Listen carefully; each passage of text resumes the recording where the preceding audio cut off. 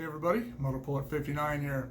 I'm going to continue a little talk about the civil unrest that's going on right now in the aftermath of the death of George Floyd at the hands of a police officer in Minneapolis. Night before last, they did a protest here in Bakersfield, downtown. They defaced some property, the fallen officer's memorial downtown. I talked about that in my last video. And broke some windows out and did some other things. Last night they regrouped and I don't know what happened downtown. I know that the police shut down Truxton Avenue, one of the main thoroughfares downtown. That's where the police station, city hall, and the courts buildings are all on Truxton. And I was told by my wife and daughter while I was doing a video that they were coming to this side of town. I live in Rosedale, which is on the west side of town, and for some reason someone thought that this is where all the rich white people lived and this is where all the cops lived. I'm not rich, and to the best of my knowledge, no cops live around here. There used to be a couple, but they haven't lived here in a long time. I don't know what became of it because, quite honestly, I stopped watching the news. I stopped reading about it because, you know what, as long as they're not in my front yard, I just don't care.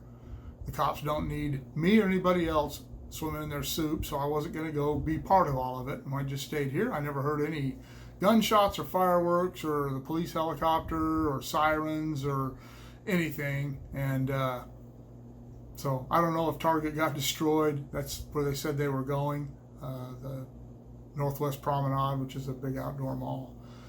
George Floyd is already lost. He has been lost in the chaos of these riots. They're not protests. They ceased to be protests the first time somebody threw a bottle or got in a cop's face or caught something on fire. It ceased to be a protest at that time and became a riot.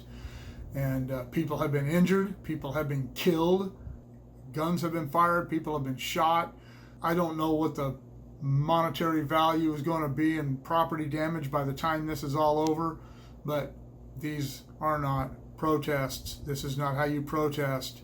I agree that the cop in question was apparently guilty of what they charged him with, and he has been arrested and he's been charged, and I don't know what else these people think should be done. They are obviously not doing this of their own accord. This is becoming such a common factor every time something happens. I mean, let's be honest. If George Floyd had been a white guy, this would not be an issue. And a lot more white people are killed by cops every year than blacks are killed. And that's just a fact. But this is being used to create civil unrest. And I did my deal about martial law. This is actually the time that martial law could be declared if people were to get out of hand again. But since Democrats, here in California anyway, and in Minnesota, since Democrats run that state, they're never going to declare martial law against people who are protesting things that are going to make Republicans look bad. Donald Trump in general and the right, Donald Trump in particular, and the right in general. They don't care. They don't care about George Floyd. In a couple of months, he'll just be another one of the names that the Democrats have piled alongside the road that they're paving to socialism and to the destruction of Donald Trump, Justice Kavanaugh, whoever, anyone. They don't care whose lives they ruin on the way to paving that road to their goal. And it's disgusting. It's disgusting, and I'm sickened by the people who still support these Democrats who are doing this. And I'm saddened by the Democrats and the liberals who are just too dense to see what's going on. And that is what's going on. This is not about justice. This isn't about freedom. It is about the agenda of the left.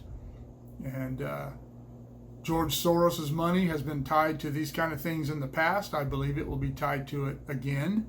And when are people going to stop listening to him?